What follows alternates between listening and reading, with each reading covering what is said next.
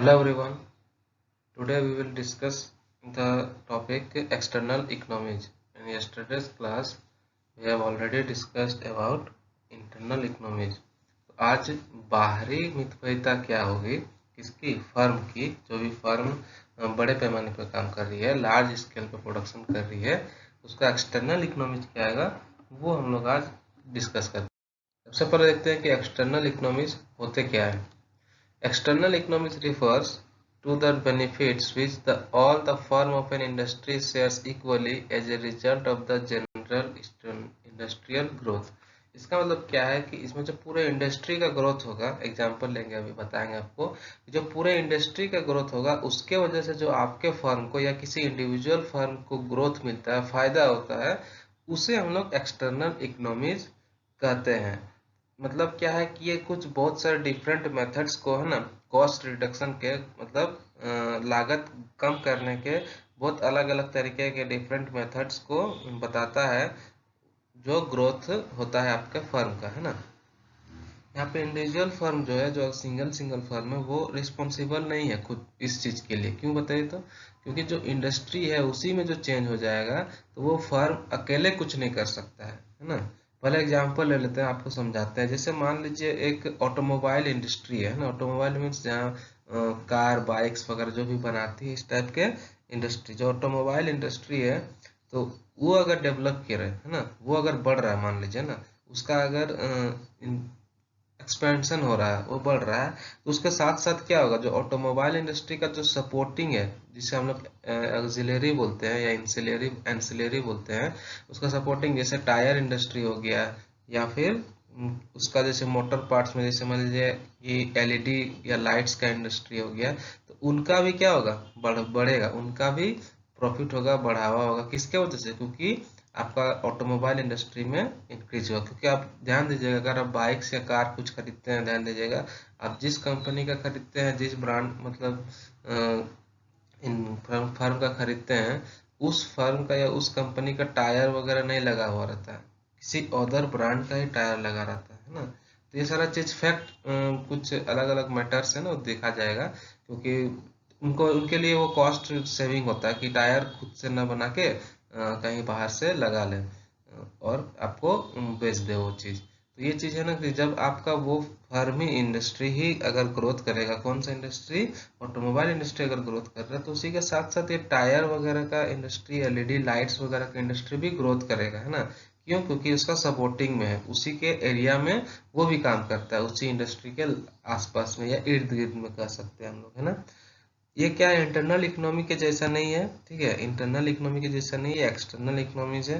Means जो फायदा किसी एक फर्म ए को होगा, है ना, जो फायदा किसी एक फर्म ए को होगा, वही फायदा फर्म बी को भी होगा, है ना। जो फायदा ए को होगा वही फायदा बी को भी हो गया। मीन्स उसके अंदर, उस इंडस्ट्री के अंदर जितने भी टाइप के आपके फर्म है, सबको फायदे होंगे उस एक्सटर्नल इकोनॉमीज के वजह से।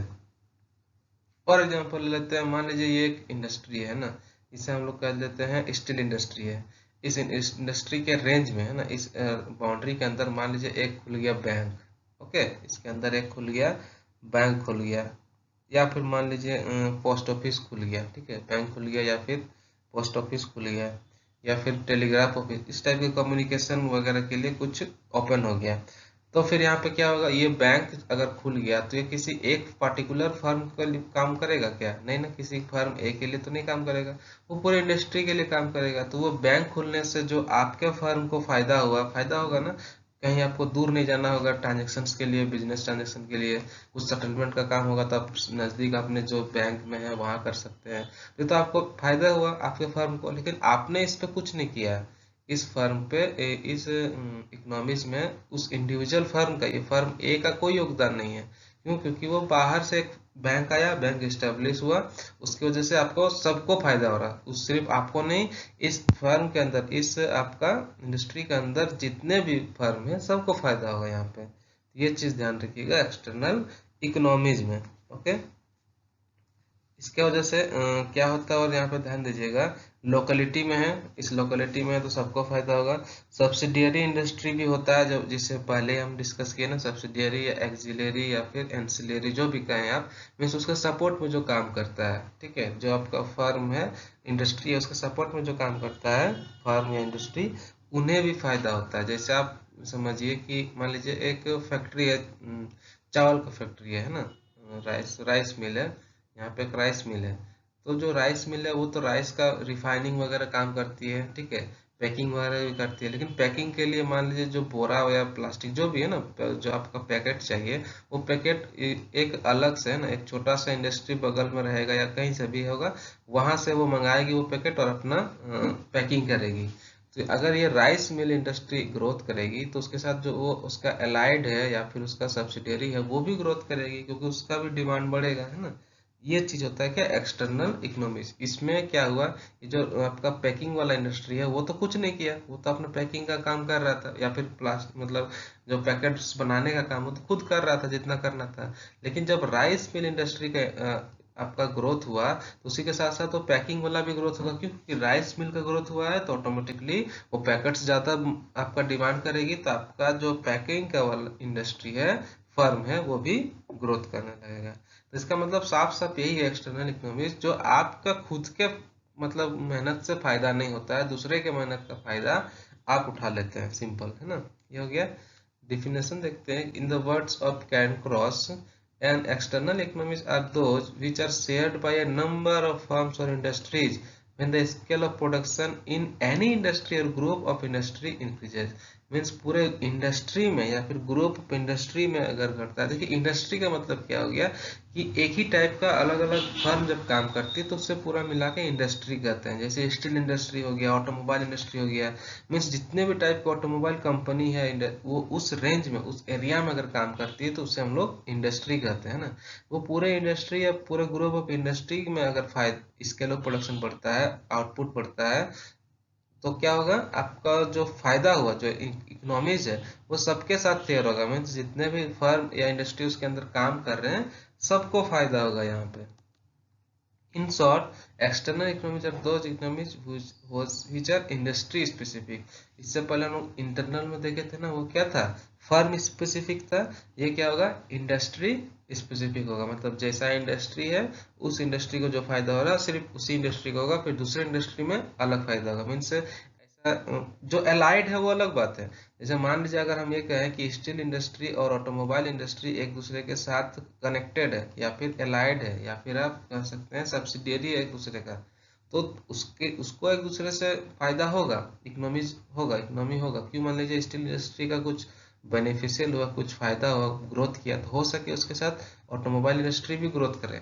लेकिन अगर एक दूसरे का कोई रिलेटेड कुछ रिलेशन ही नहीं है एक दूसरे के इंडस्ट्री का, तो क्या होगा, वो जो फायदा एक इंडस्ट्री को हो रहा है दूसरे इंडस्ट्री को फायदा नहीं होगा, है ना। आगे बढ़ते, the following are some of the important aspects of in external economies. कुछ एस्पेक्ट्स है एक्सटर्नल इकोनॉमीज का, कुछ आपका करेक्टरिस्टिक्स है, वो देखते हैं। The arise outside of the firm, है ना, किसी फर्म के अंदर नहीं होता, ये फर्म के बाहर आता है। जैसे अभी बैंक्स का नाम लिया ना, तो बैंक क्या है, वो फर्म खुद नहीं लगाई है, बैंक खुद से आई या फिर कुछ इनिशिएटिव से आया गया, तो आपको फायदा हुआ, लेकिन बाहर से हुआ ना, arise due to improvement in external factors. Internal factors means आपके अंदर की खूबी को, है ना। ये एक्सटर्नल, जैसे अभी छोटा सा और एग्जाम्पल लेते हैं। अभी देख रहे ना, बिना एग्जामिनेशन का भी रिजल्ट आ रहा है, 12th है ना, सीबीएसई आईसीएसई सब बोर्ड्स का रिजल्ट आ रहा है। तो इसमें क्या है कि जो एग्जाम्स नहीं भी दिए हैं अभी, सब सब का पासिंग का क्राइटेरिया आ रहा है। तो यहाँ पे क्या है कि आपने वो मेहनत, अभी तो एग्जाम नहीं हुआ, जो स्टूडेंट्स एग्जाम नहीं दे रहा है तो उसने मेहनत नहीं किया अभी के लिए, तो क्या होगा, जो रूल्स अप्लाई हो रहा है एक्सटर्नल फैक्टर्स, जो बोर्ड्स है हमारे या फिर गवर्नमेंट है, वो हो गया एक्सटर्नल फैक्टर्स। वो जो अपना इम्प्रूवमेंट या फिर कुछ भी अपना रूल्स वगैरह लगा रहे हैं, उसके वजह से ही आपको इकोनॉमीज या डिस इकोनॉमीज हो रहा है। तो ये क्या है, एक्सटर्नल फैक्टर से जो फायदा दिला रहा है, आपका इम्प्रूवमेंट हो रहा है ना। किसी किसी के लिए नुकसान होगा, वो तो हम लोग पढ़ेंगे ही। ये नहीं कि अब रिजल्ट आ रहा सबके लिए फायदेमंद होगा, नहीं, किसी के लिए नुकसान होगा, तो वही तो डिस इकोनॉमीज। वो आगे हम लोग टॉपिक डिस्कस करेंगे नेक्स्ट क्लास में, है ना। पहले तो एक्सटर्नल इकोनॉमिक्स के बारे में देखते हैं। The arise due to collective efforts of an industry, मतलब पूरे इंडस्ट्री का कलेक्टिव एफर्ट है, मीन्स पूरे इंडस्ट्री में हो सके आप जितना भी फर्म है ABCDE, है ना, सारे फर्म मिल के अगर कुछ ग्रोथ हो रहा है तो पूरे इंडस्ट्री का ग्रोथ होगा। तो वो पूरे इंडस्ट्री का जो कलेक्टिव एफर्ट्स है उसके वजह से आता है आपका एक्सटर्नल फायदा, external economies. They are general common and enjoyed by all firms, है ना। ये जनरल होता है, कॉमन होता है, जो चल मतलब इसके लिए कुछ स्पेसिफिक नहीं होता, सारे फर्म इसको एंजॉय करते हैं। मीन्स ये इसके लिए कुछ स्पेशल ट्रीटमेंट नहीं होता, जैसे बैंक का खुलना, रोड्स का बन जाना, इलेक्ट्रिफिकेशन, इलेक्ट्रिसिटी का सप्लाई होना, वाटर का सप्लाई होना, सब जनरल चीजें हैं ना, और सारे फर्म को एंजॉय होता है। They arise due to overall development, expansion and growth of an industry or a region. Means क्या है कि ओवरऑल डेवलपमेंट की वजह से इस ये एक्सटर्नल इकोनॉमीज आपको मिलता है, या फिर ग्रोथ या एक्सपेंशन होता है किसी इंडस्ट्री का या किसी रीजन का, तब आपको ये एक्सटर्नल इकोनॉमीज देखने को मिलता है ना। They are independent on the size of industry, means ये इंडस्ट्री के साइज पे, sorry they are dependent, independent नहीं है, they are dependent on the size of the industry. Means industry का जो साइज है उसी पे डिपेंड करता है। बड़े अगर इंडस्ट्री है तो आपको ज्यादा एक्सटर्नल इकोनॉमिक्स मिलेगा, छोटा इंडस्ट्री है तो कम एक्सटर्नल इकोनॉमिक्स देखने को मिलेगा।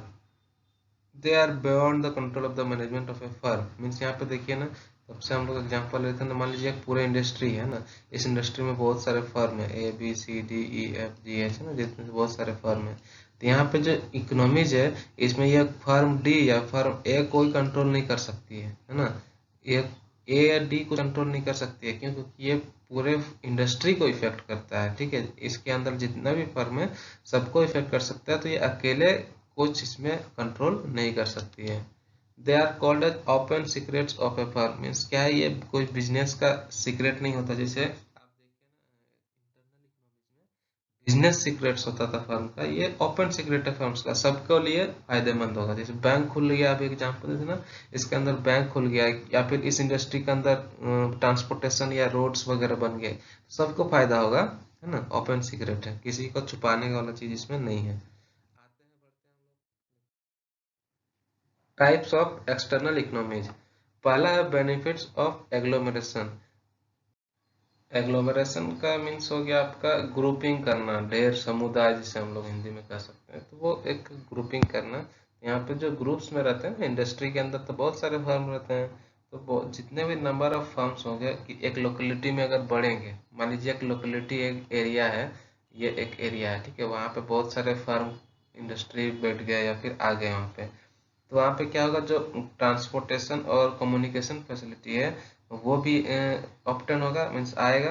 बैंकिंग या क्रेडिट फैसिलिटी भी इम्प्रूव होगा, या फिर क्या होगा, ट्रेनिंग इंस्टीट्यूट भी खुल सकते हैं वहाँ पे। जैसे मान लीजिए यहाँ पे बहुत सारे फर्म दिखे, तो आपको क्या दिखेगा वहाँ पे, अलग अलग उसके जो सहयोगी जिसे हम लोग कहते हैं अलाइड इंडस्ट्री हो गया, उनका यहाँ पे खुलना चलना शुरू हो जाएगा।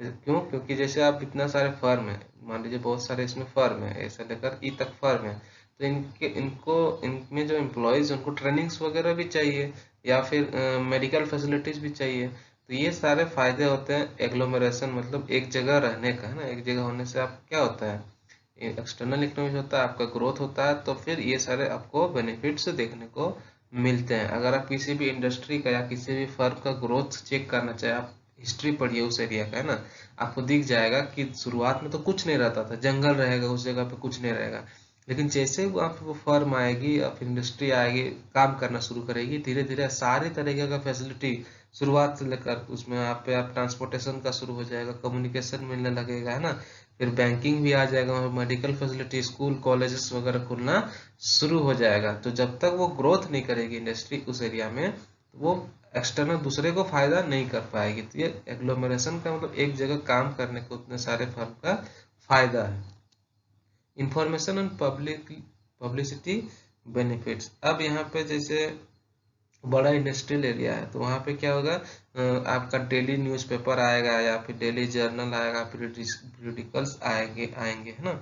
तो वो सारे पब्लिश होते हैं, तो आपका मार्केट कंडीशन के बारे में पता चलता है, रॉ मटेरियल्स के बारे में पता चलता है, तथा वहाँ पे इंडस्ट्री में डेली क्या ऊपर नीचे हो रहा है, जिसे मार्केट्स का बात कर सकते हैं, शेयर मार्केट्स वगैरह, है ना। वो सारा आपको पता चलता है एक्सटर्नल इकोनॉमीज में।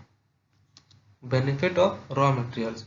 अब रॉ मटेरियल का बेनिफिट कैसे होता है कि जो प्लांट है वो अगर आइसोलेटेड जगह पे, मीन्स जहाँ पे कुछ पहुंच नहीं सकती है, तो उसको चाहिए सफिशियंट रॉ मटेरियल्स चाहिए। मीन्स क्या है कि आइसोलेटेड मीन्स वहाँ पे आप के आसपास में बहुत जल्दी रॉ मटेरियल्स नहीं मिलती, दूर से आपको मंगाना पड़ता है। तो आपको क्या करना होगा, ह्यूज रॉ मटेरियल्स स्टॉक करके रखना होगा ना।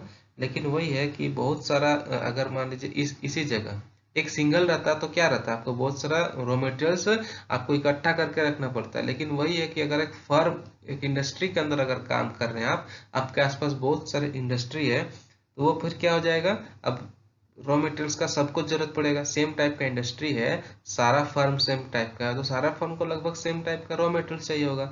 अब रॉ मटेरियल्स का डिमांड जब इतना बढ़ जाएगा, तो आपके आसपास एजेंट घूमना शुरू कर देंगे। इस इंडस्ट्री के आसपास आपको एजेंट दिखने को मिलेंगे, या फिर आप कह सके कि मतलब रॉ मटेरियल्स का अलग अलग आपको सप्लायर देखने को मिल जाएंगे। तो आपको फिर रॉ मटेरियल्स भी मिलने लगा ऑटोमेटिकली, क्योंकि यहाँ पे जब फर्म इंडस्ट्री बढ़ गया, तो फिर क्या होगा, आपको रॉ मटेरियल्स भी आराम से मिलने लगेंगे। वही अगर अकेले काम करते हैं आप, तो आपके लिए कोई स्पेशल रॉ मटेरियल्स के लिए सप्लायर या एजेंट नहीं मिल पाता जल्दी।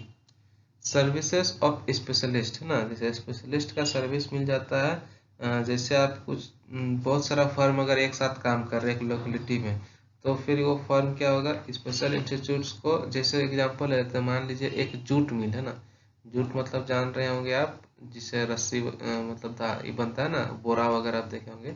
जूट मिल जो है, जूट मिल अगर एक सेंटर में बनता है, तो मशीन बनाना या मशीन रिपेयर करना बगल वाले या किसी को, जिस सारा काम खुद से नहीं हो पाता ना। जैसे जूट मिल जहाँ पे बन रहा है, वहाँ पे मशीन का रिपेयर करना, मशीन खराब हो गया, खुद से रिपेयर नहीं करेगी, वो क्या कर सकती है, बगल में किसी और इंडस्ट्री, अगर आपके फर्म है जो इस टाइप का काम करती है, तो उसे आप हैंड ओवर कर दीजिएगा स्पेशलाइज एजेंसी को।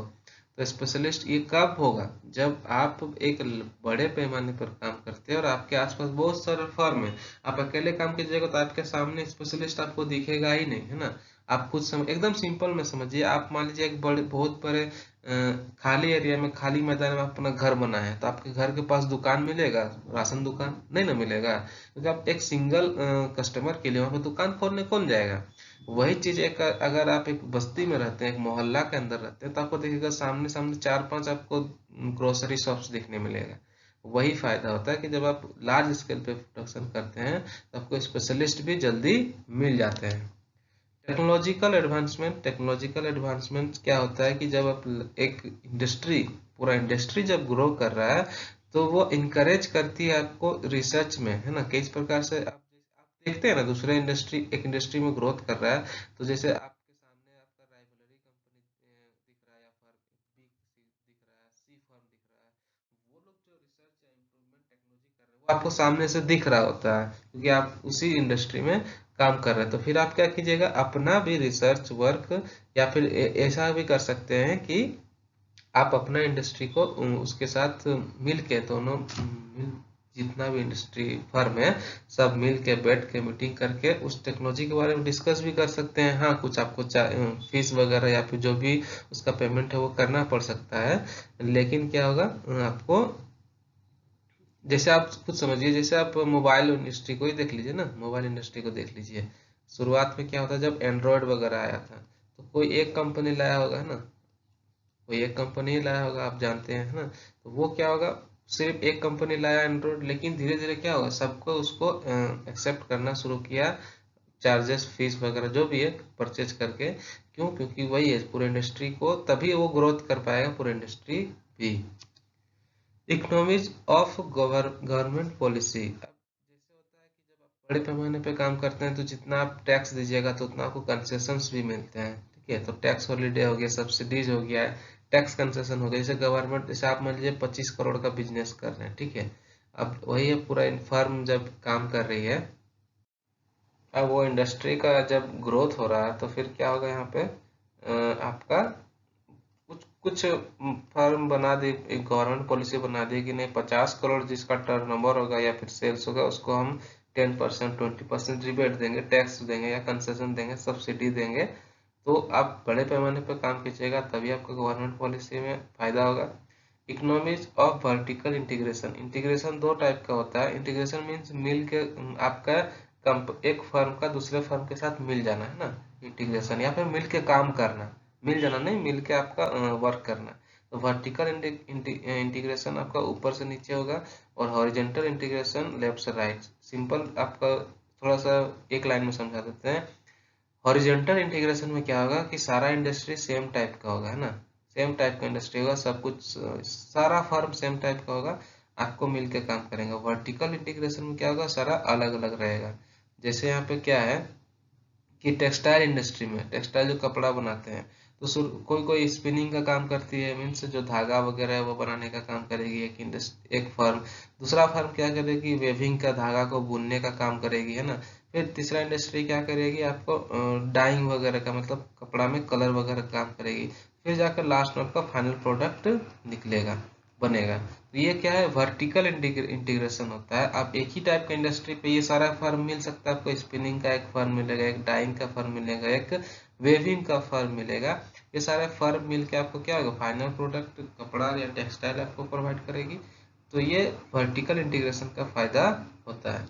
लास्ट में है इकोनॉमीज ऑफ नेचुरल फैक्टर्स। जो नेचुरल फैक्टर्स है, क्लाइमेट का या फिर वेदर, फर्टिलिटी का, या फिर आपका सॉइल का, मीन्स मिट्टी का, जो भी आपका फायदा हो सकता है, वो सारा फायदा क्या होगा, नेचुरल फैक्टर्स सबको होगा उस इंडस्ट्री के अंदर, जितना भी फर्म काम कर रही है सबको होगा कि एक ही जगह पे काम कर रहे हैं, और कॉस्ट ऑफ प्रोडक्शन का रिडक्शन होगा। आगे देखते हैं हम लोग कि क्या क्या difference internal and external economies में, difference between internal economies and external economies. पहला देखिए, these are the economies which are firm specific, और यहाँ पे क्या एक्सटर्नल में, these are the economies which are industries specific. हम लोग पढ़े हैं ना, अभी तक में डिस्कस किए हैं। ये इंटरनल में जो फर्म को फायदा होता है वही इंटरनल है। यहाँ पे क्या है कि पूरे इंडस्ट्री को फायदा होगा, किसी एक फर्म को नहीं, इंडस्ट्री में जितने सारे फर्म है सबको फायदा होगा। Only one firm earns large profit due to fall in its cost of production. Means आप बड़े पैमाने पर काम कर रहे हैं, कोई सिंगल फर्म, उसका कॉस्ट ऑफ प्रोडक्शन घट रहा है, तो आपको अकेले ही प्रॉफिट का अर्निंग होगा। कहाँ, इंटरनल इकोनॉमिक्स में। और एक्सटर्नल में क्या है कि पूरे एक फर्म को इफेक्ट करेगा, पूरे जितने भी फर्म है इंडस्ट्री में, सारे फर्म को इफेक्ट करेगा एक्सटर्नल इकोनॉमिक्स। इंटरनल में फिर क्या है, थर्ड में, they are beneficial to a particular firm. Simple है, एक फर्म को ही बेनिफिट होगा। एक्सटर्नल में क्या है कि उस इंडस्ट्री के अंदर जितने भी फर्म है, या जितने टाइप के फर्म बोल सकते हैं आप, उस इंडस्ट्री के अंदर है, सबको यहाँ पे बेनिफिशियल होगा।